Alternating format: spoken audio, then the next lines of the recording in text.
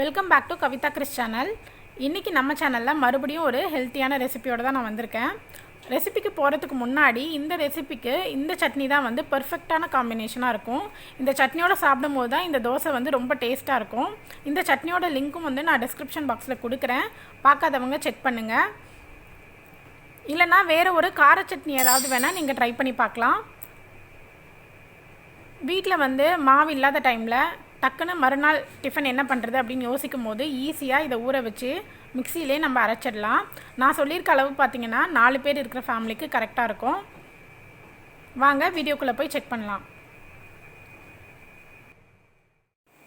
நான் வந்து நல்ல பெரிய டம்ளரில் 1 டம்ளர் எடுத்திருக்கேன். நீங்கள் சின்ன டம்ளராக மீடியம் சைஸ் டம்ளராக இருந்தால் 2 டம்ளரில் அளவு எடுத்துக்கோங்க. நான் சொல்கிற அளவுக்கு தகுந்த மாதிரி நீங்கள் எடுத்துக்கோங்க. பெரிய டம்ளரில் 1 டம்ளர் இட்லி அரிசி எடுத்திருக்கேன். அதில் பாதி அரை டம்ளர் அளவு கம்பு எடுத்திருக்கேன். அதுலேயும் பாதி 1/4 டம்ளர் அளவு உளுத்தம்பருப்பு எடுத்திருக்கேன். இப்போ 1 டேபிள் ஸ்பூன் வெந்தயத்தை அரிசியோடு ஊற வச்சிடலாம். இது எல்லாத்தையுமே தனித்தனியாக ஊற வைங்க. நல்லா களைஞ்சிட்டு 4லேருந்து 5 மணி நேரம் ஊற வச்சு எடுத்துக்கோங்க.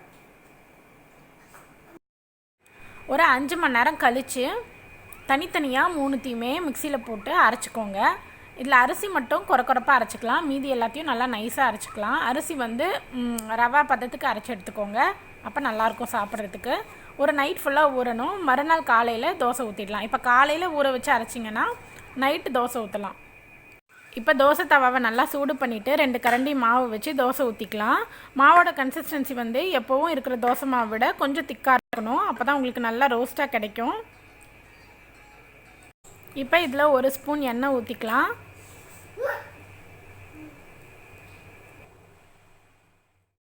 ஒரு பக்கம் நல்லா வெந்ததுக்கப்புறமா திருப்பி போட்டுடலாம். திருப்பி போடும் போதே எவ்வளோ கிறிஸ்பியாக இருக்குது அப்படின்றது உங்களுக்கு தெரியும். இதை பார்க்கும்போது அவ்வளோதான், நம்மளோட சுவையான கம்பு தோசை ரெடி ஆகிடுச்சு.